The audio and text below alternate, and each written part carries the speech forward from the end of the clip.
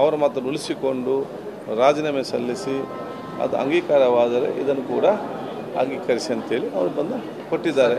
ಅದು ನಾವು ಪರಿಶೀಲನೆ ಮಾಡ್ತೇವೆ. ಸರ್, ಇಂಥ ಫಾರ್ಮೆಟ್ ರೆಸಿಗ್ನೇಷನ್ ಮತ್ತೆ ಇಂಥ ಸವಾಲುಗಳಿಗೋಸ್ಕರ ರೆಸಿಗ್ನೇಷನ್ ಇದು ಒಂದು ರೀತಿ ರಾಜಕಾರಣದಲ್ಲಿ ಹೊಸದು ಸರ್. ಅಂದರೆ ಏನು ಹೇಳ್ತೀವಿ ಸರ್? ಅದು ಬೇರೆ ಬೇರೆದಲ್ಲಿ ಇನ್ವೆಂಟ್ ಆಗ್ತಾ ಇರುವಾಗ ರಾಜಕಾರಣದ ಹೊಸತು ಬರ್ತಾ ಇರ್ತದೆ. ಅದು ಸಂವಿಧಾನ ಮತ್ತು ನಿಯಮಕ್ಕೆ ಅನುಗುಣವಾಗಿ ಅದನ್ನು ನಡೆಯುವಂಥದ್ದು. ಶಾಸಕರು ಮತ್ತು ಸಚಿವರು ಅವರ ವೈಯಕ್ತಿಕವಾಗಿ ಅವರಿಗೆ ಸವಾಲು ಹಾಕಿದ ಕಾರಣ ಅದು ಅವರ ಗೌರವ ಪ್ರಶ್ನೆದ ಕಾರಣ ಕೊಟ್ಟಿದ್ದಾರೆ. ಅದರ ಮುಂದೆ ನೋಡುವ ಏನಾಗ್ತದೆ ಅಂತ ಹೇಳಿ ಇದರ ಬಗ್ಗೆ ಪರಿಶೀಲನೆ ಮಾಡ್ತೇನೆ. ಸಾಮಾನ್ಯವಾಗಿ ಬಂದಾಗ ಸರ್ ನೀವು ಕ್ಷೇತ್ರ ಜನತೆ ಜೊತೆ ಉಲ್ಲೇಖ ಮಾಡಿದ್ದಾರೆ. ಹೌದು ಅಲ್ಲಿದ್ದಾಗ ನೋಡಿ ನಾನು ಬಹಳ ಸ್ಪಷ್ಟ ಪ್ರಕಾರ ಅವ್ರು ಕೊಟ್ಟಿರೋ ಪತ್ರನೇ ಸಿಂಧು ಅಲ್ಲ. ಕಂಗ್ರ್ಯಾಚುಲೇಷನ್ಸ್. ಯಾರು ಹುಡುಗ? ಮದುವೆ ಅಲ್ಲ, ಬಿಸ್ನೆಸ್ ಸ್ಟಾರ್ಟ್ ಮಾಡ್ತಾ ಇದ್ದೀನಿ. ಹೌದಾ? ಹೇಗೆ? ಬಾಸ್ ವಾಲಾ. ಬಾಸ್ ವಾಲಾ, ಬಿ ದ ಬಾಸ್. ಮಾತಾಡೋದಲ್ಲಿ ಸ್ವೀಕಾರ ಮಾಡೋದಲ್ಲಿ ಪ್ರಶ್ನೆ ಉದ್ಭವಿಸುತ್ತಿಲ್ಲ. ಹೇಗೆ ನೀವು ಅದನ್ನ ಸ್ವೀಕಾರ ಮಾಡಿದ್ರೆ ಪ್ರಶ್ನೆ ಉದ್ಭವಿಸುತ್ತಿಲ್ಲ? ಅಲ್ಲ, ಈಗ ಅದು ಸ್ವೀಕಾರ ಮಾಡದಂತೆ ನಿಮ್ಗೆ ಹೇಳಿದವರು ಯಾರು? ಅದನ್ನು ನಾವು ಹೇಳಿ ಸಂವಿಧಾನ ಮತ್ತು ನಿಯಮಕ್ಕೆ ಮತ್ತು ನಮ್ಮ ಸಂಸದೆ ನಿಯಮಕ್ಕೆ ಅನುಗುಣವಾಗಿ ಲಿಸ್ಲೇಷನ್ ಏನಿದೆಯಾ ಅದಕ್ಕೆ ಅನುಗುಣವಾಗಿ ನಾವು ತೀರ್ಮಾನ ತಗೊಳ್ತೇವೆ. ಅಲ್ಲ ಸರ್, ಅಂಗೀಕಾರ ಬೇರೆ ಸ್ವೀಕಾರ ಬೇರೆ. ಯಾಕಂದ್ರೆ ನೀವು ಮುಖಾಮುಖಿಯಾಗಿ ನೀವು ತಗೊಂಡಿದ್ದೀರಾ ಪತ್ರನ ಅಂದಮೇಲೆ ಇದನ್ನ ನಾವು ಏನಂತ ಅರ್ಥ ಮಾಡ್ತೀವಿ? ನೋಡಿ, ದೇವೊಬ್ಬರಿಗೆ ಒಂದೊಂದು ಮನಸ್ಸು ಕೊಟ್ಟಿದ್ದಾನೆ, ಒಂದೊಂದೊಂದು ಆಲೋಚನೆ ತಾವೆಲ್ಲ ಮಾಡ್ತೀರಿ. ನನಗೆ ಯಾರೇ ಪತ್ರ ಕೊಟ್ಟರು, ಯಾರೇ ರಾಜೀನಾಮೆ ಪತ್ರ ಇರಲಿ ಇನ್ನೊಂದು ಪತ್ರ ಅಂತ ಕೊಟ್ಟಾಗ ನಾನು ಸ್ವೀಕರಿಸುವುದು.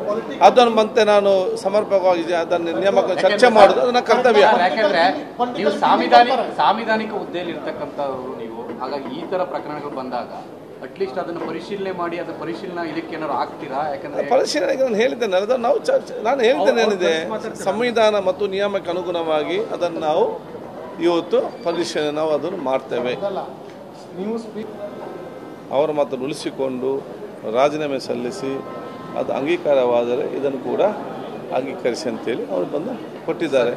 ಅದು ನಾವು ಪರಿಶೀಲನೆ ಮಾಡ್ತೇವೆ. ಸರ್, ಇಂಥ ಫಾರ್ಮೆಟ್ ರೆಸಿಗ್ನೇಷನ್ ಮತ್ತೆ ಇಂಥ ಸವಾಲುಗಳಿಗೋಸ್ಕರ ರೆಸಿಗ್ನೇಷನ್ ಇದು ಒಂದು ರೀತಿ ರಾಜಕಾರಣದಲ್ಲಿ ಹೊಸದು ಸರ್. ಅಂದರೆ ಏನು ಹೇಳ್ತೀವಿ ಸರ್? ಅದು ಬೇರೆ ಬೇರೆದಲ್ಲಿ ಇನ್ವೆಂಟ್ ಆಗ್ತಾ ಇರುವಾಗ ರಾಜಕಾರಣದ ಹೊಸತು ಬರ್ತಾ ಇರ್ತದೆ. ಅದು ಸಂವಿಧಾನ ಮತ್ತು ನಿಯಮಕ್ಕೆ ಅನುಗುಣವಾಗಿ ಅದನ್ನು ನಡೆಯುವಂಥದ್ದು. ಶಾಸಕರು ಮತ್ತು ಸಚಿವರು ಅವರ ವೈಯಕ್ತಿಕವಾಗಿ ಅವರಿಗೆ ಸವಾಲು ಹಾಕಿದ ಕಾರಣ ಅದು ಅವರ ಗೌರವ ಪ್ರಶ್ನೆದ ಕಾರಣ ಕೊಟ್ಟಿದ್ದಾರೆ. ಅದರ ಮುಂದೆ ನೋಡುವ ಏನಾಗ್ತದೆ ಅಂತ ಹೇಳಿ ಇದರ ಬಗ್ಗೆ ಪರಿಶೀಲನೆ ಮಾಡ್ತೇನೆ. ಸಾಮಾನ್ಯವಾಗಿ ಬಂದಾಗ ಸರ್ ನೀವು ಕ್ಷೇತ್ರ ಜನತೆ ಜೊತೆ ಪತ್ರದಲ್ಲೇ ಉಲ್ಲೇಖ ಮಾಡಿದ್ದಾರೆ. ಅದು ಸಿಂಧುನೇ ಅಲ್ಲ ಪತ್ರ, ನೀವು ಸ್ವೀಕಾರ ಮಾಡ್ತೀವಿ.